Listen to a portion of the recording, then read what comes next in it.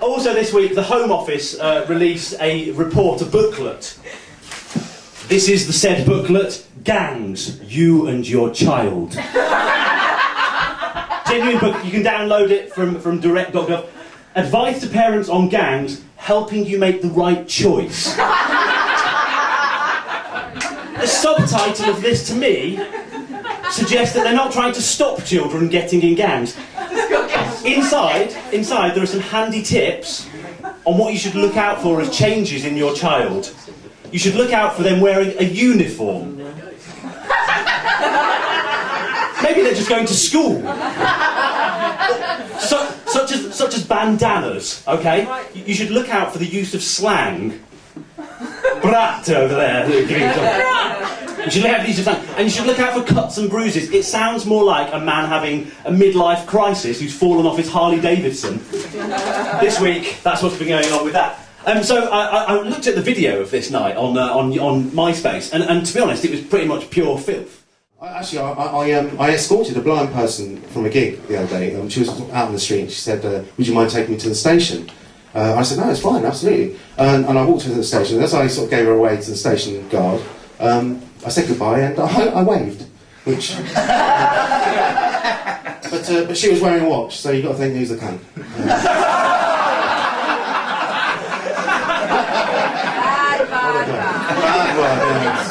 I don't think I see you look at me again, so the C word.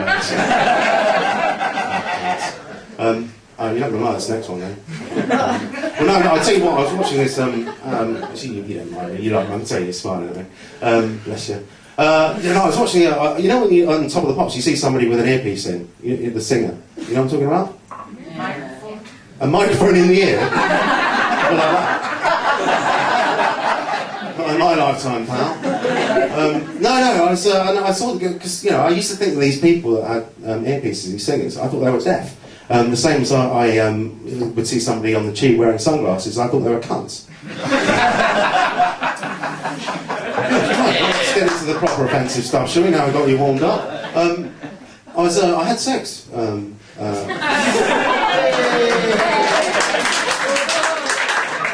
you very much. What an achievement. A couple of months ago I was in, it was really embarrassing actually, because you know when you have sex with someone for the sort of first time or whatever, and you try and put the Johnny on, you put it on wrong. You know, it's quite awkward sort of when you don't know someone. I was in Thailand and I sort of... I got this hooker and it was the same thing, it was like an awkward sort of, oh god, I put it on wrong, and then I said, oh actually that's meant to go on your cock. So... It's alright. I'm not gay, really. It was just a joke. My arse is like Covent Garden Station at the weekends. It's exit only. So as you're aware, it's traditional when a Jewish boy is 8 days old, he gets circumcised. But our rabbi was dyslexic, and I was ostracised by mistake. Cut off from the whole community, 8 days old.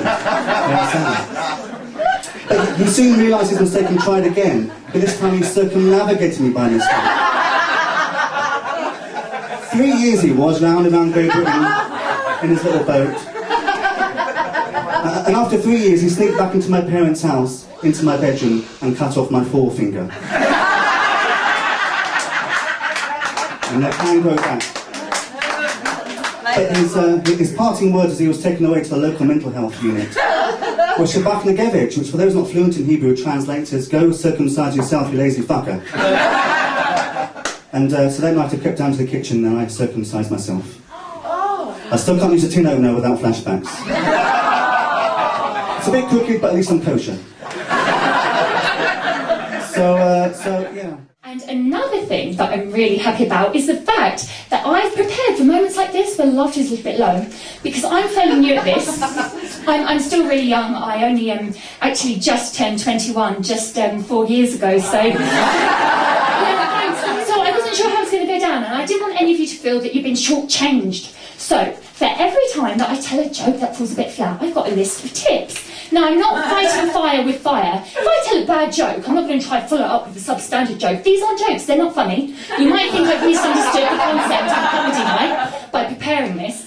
But, yeah, I've got a list of tips that I'm going to read out whenever you need a tip. So instead of saying boo, who wants boo? Just say tip.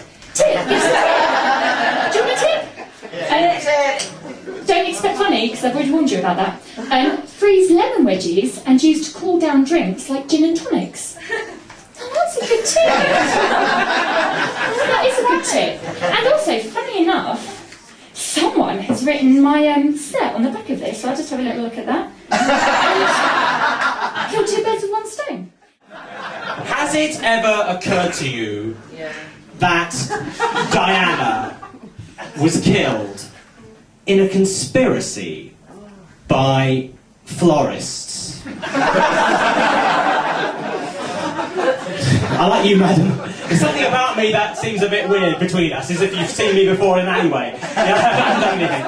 Surely gay men are just straight men who like anal sex and don't want to be nagged. Yeah. See, madam, it's a lot. It's fun. It's fun. This is the barometer of success. If I can make you laugh, then fantastic. It's a long night for both of us. Say what you like about Hitler, but he had balls. It's a joke laugh. Why do women's breasts constantly stare at my face?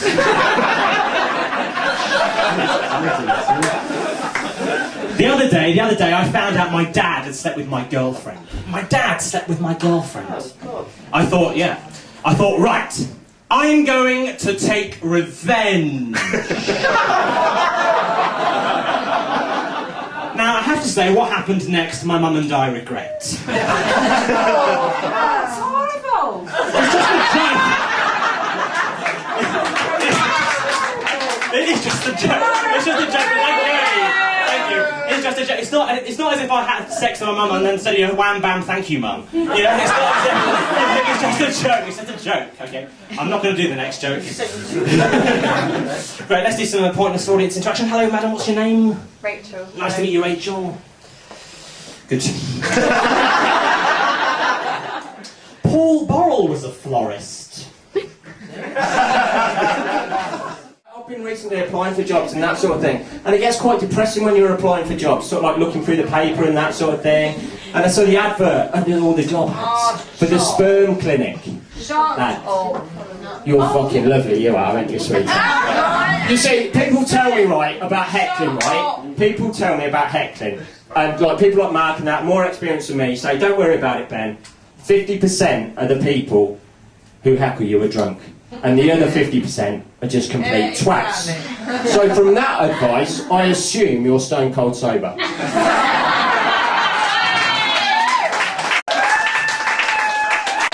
Wait a minute. Just fucking jump, sweetheart, please. Do us all a fucking favour. Fucking jump. That's the last time I bring my mum to a gig, I tell you. You're fucking out of it. That's it. Last time, mum. That's it. Fucking mum. Fucking nappy. I've fucking gone totally off script now. I could do fucking half an hour on you, sweetheart. Material. That's the only thing you're getting off of me. Material, myself out. Fucking, how long is that? I've got I'm just fucking around now, really. Has anyone got any lighter fluid? Because I've got a fucking lighter in my pocket. We can make a Buddhist monk out of here. Right, come on. Do something witty and stuff like that. Because you hear that silence, right? You've done that.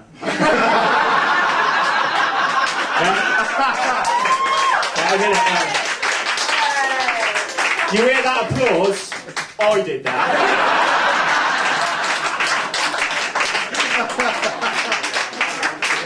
Fuck it easy, sweetheart.